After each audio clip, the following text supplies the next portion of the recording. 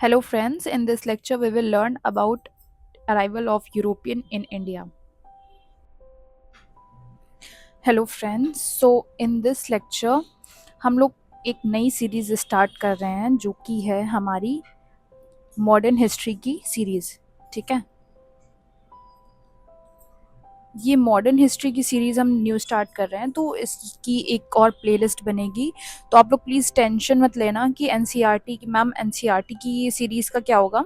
NCERT की series जैसी चल रही है वैसी ही चलेगी विथ ऑल्टरनेट डेज। यानी कि आज अगर मैं ये मॉडर्न हिस्ट्री की सीरीज़ रिकॉर्ड कर रही हूँ तो मैं कल फिर एनसीईआरटी पॉलिटी की सीरीज़ करूँगी, फिर मॉडर्न हिस्ट्री।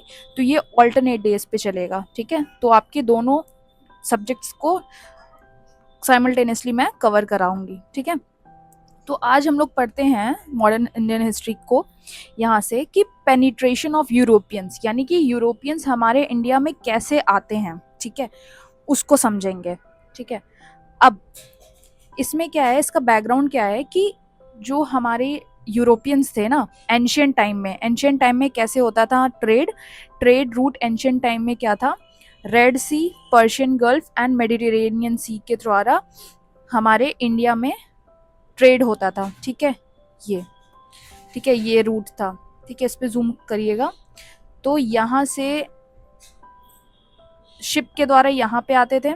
ठीक है, फिर यहाँ पे थोड़ा सा लैंड था, लैंड को कवर करके फिर यहाँ से रेड सी से होते हुए ये हमारे इंडिया में पहुंचता था। ठीक है, दूसरा एक ये तो हो गया land sea and sea route. ठीक है, एक और रूट था, ये इधर से लैंड से, इधर से सी से निकल के इस लैंड पे पहुंच के ये लैंड के द्वारा फिर सी में आके इंडिया में पहुंचता था। ठीक है, तो ये दो रूट ऐसे थे जहाँ पे एंशियंट टाइम से हमारे इंडिया के द्वारा ये ट्रेड चलता था। ठीक है, यूरोपियन का इंडिया से ट्रेड चलता था।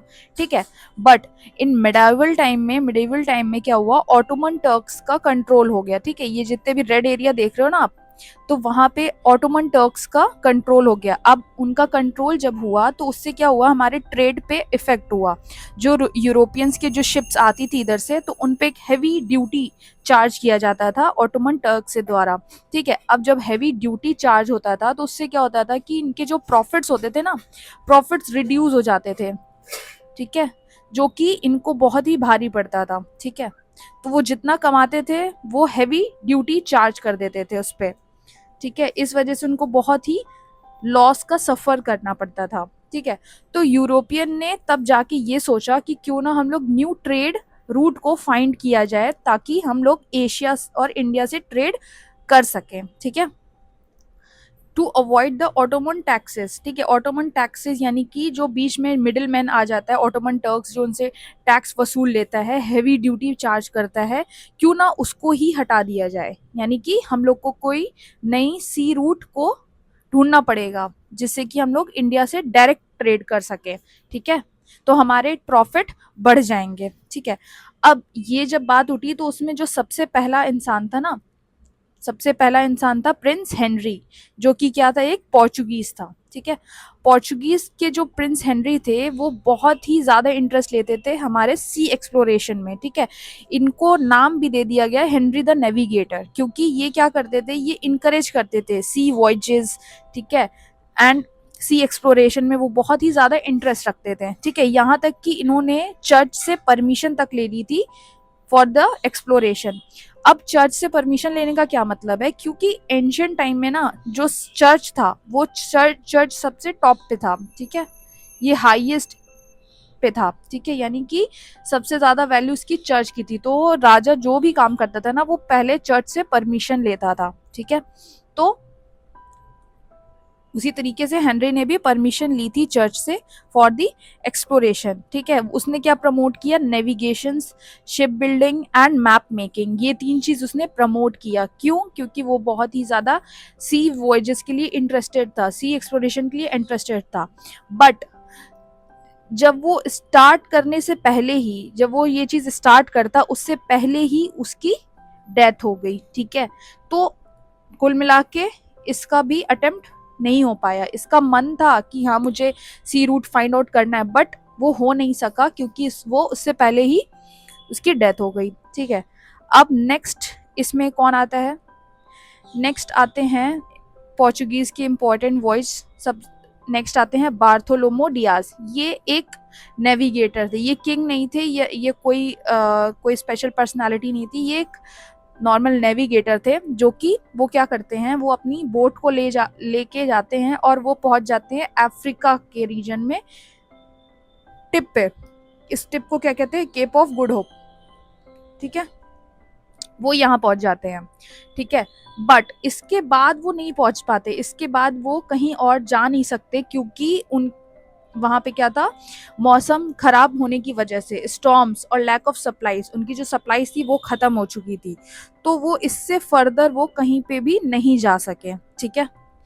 तो ये इनकी कहानी थी। तो कुल मिला के ये भी सी रूट टू इंडिया नहीं पहुंच पाए, बट इन्होंने, इनकी सिग्निफिकेंस क्या थी कि उन्होंने सी रूट अफ्रीका तक की फाउंड कर ली थी, यानी कि अफ्रीका तक की जो सी रूट थी ना, वो ये इन्होंने फाइंड कर ली थी।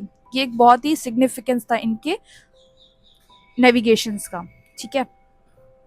नाउ इसके बाद ये सारी चीज़ें जब ये पोर्चुगीज अटेम्प्ट कर रहे हैं, प्रिंस हेनरी को देखा, बार्थोलोमो डियाज को देखा, तो स्पेनिश भी इसमें इंटरेस्टेड लिए, ठीक है। इसमें इंटरेस्ट लिए कि हाँ, हमें भी सी वॉयजेस को करना चाहिए, हमें भी न्यू ट्रेड रूट्स को फाइंड आउट करना चाहिए, ठीक है, इंडिया से, सॉरी ये इंडिया से, ठीक है। तो उनके जो उनके जो सी वॉयजेस थे वो थे क्रिस्टोफर कोलंबस। क्रिस्टोफर कोलंबस ने सोचा कि मैं भी ये चीज़ एक्सप्लोर करूंगा, इंडिया को ट्रेड रूट्स एक्सप्लोर करूंगा, ठीक है। बट उन्होंने क्या किया, वो ईस्ट वेस्ट चले गए, ठीक है, वो ईस्ट की जगह वो वेस्ट में चले गए। अब वेस्ट जाके उन्होंने क्या फाइंड आउट किया, वो उनको लगता था कि वो कहाँ आ गए हैं, यहाँ एक बहामास आइलैंड है, ठीक है, वो यहाँ पहुंच गए, ठीक है। वो उन्होंने क्या सोचा कि मैं वेस्ट से स्टार्ट करूंगा और ये घूम के मैं इंडिया आ जाऊंगा, ठीक है। उनको ये नहीं पता था कि यहाँ पे और आइलैंड्स हैं, ठीक है, और भी दूसरे कॉन्टिनेंट्स हैं, ठीक है, उनको ये नहीं पता था। तो उन्होंने जब वॉयज अपनी स्टार्ट की वेस्ट से, तो वो यहाँ पे आ गए बहामास, ठीक है, बहामास आइलैंड पे आ गए, ठीक है।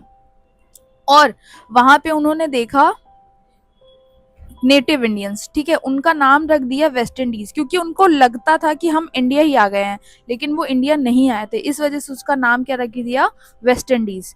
और वहां के लोगों को क्या कहा, नेटिव इंडियंस, ठीक है। Believed he had reached India, so he called the native Indians, ठीक है। तो इनका अटेम्प्ट भी एक तरीके से, ये कोलंबस थे, बट कोलंबस ने ये आना चाहते थे तो इंडिया में ही, बट वो कहाँ चले गए, यूएसए, ठीक है।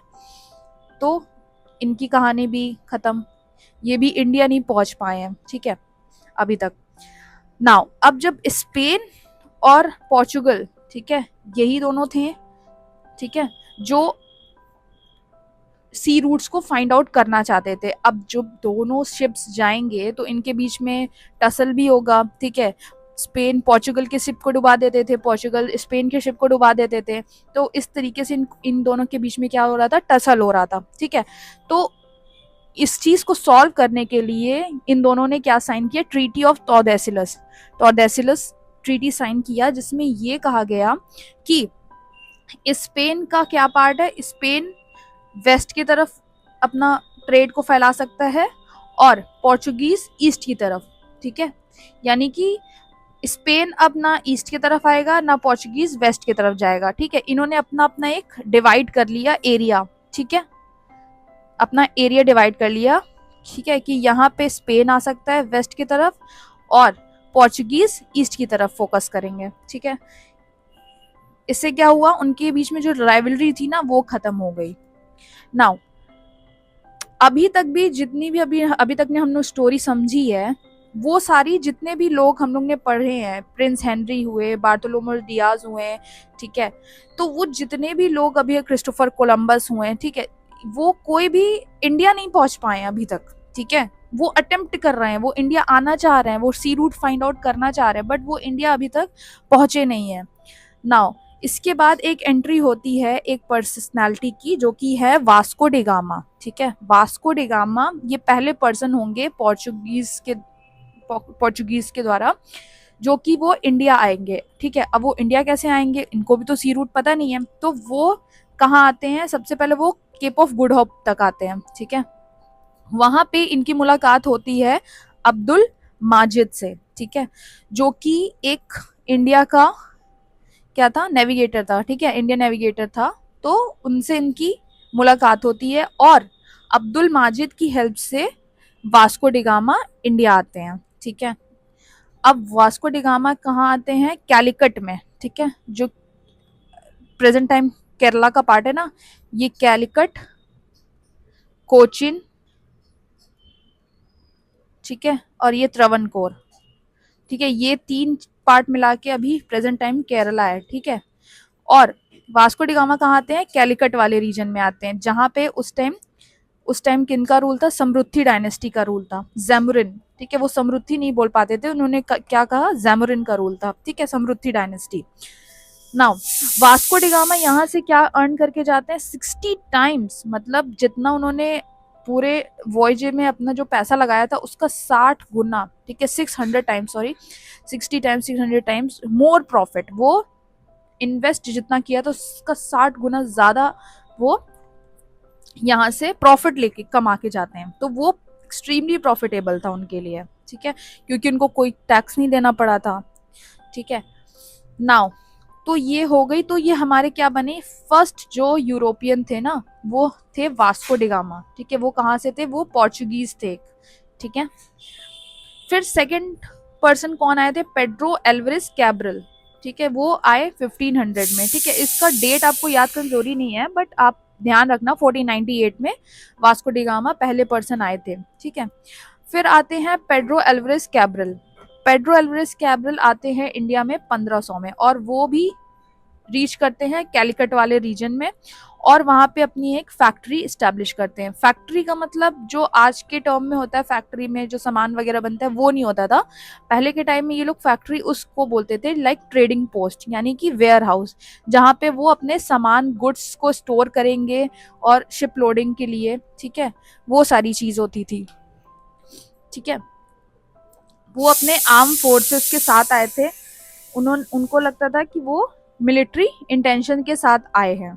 ठीक है, तो ये तो हो गई बात second person Pedro Alvarez Cabral, जो कि कैलिकट आते हैं और वो अपना एस्टैब्लिश करते हैं ट्रेडिंग पोस्ट।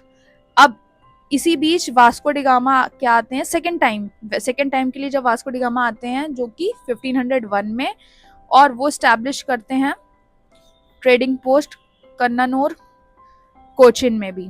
ठीक है, और जब ये सारी चीजें जब पोर्चुगीज देख रहे थे, पोर्चुगीज किंग एंड क्वीन देख रहे थे, तो उन्होंने ये डिसाइड किया कि क्यों ना इन लोगों को कंट्रोल किया जाए। ठीक है, ट्रेडर्स को कंट्रोल किया जाए। ठीक है, तो पोर्चुगीज किंग ने अपॉइंट किया कुछ गवर्नर्स।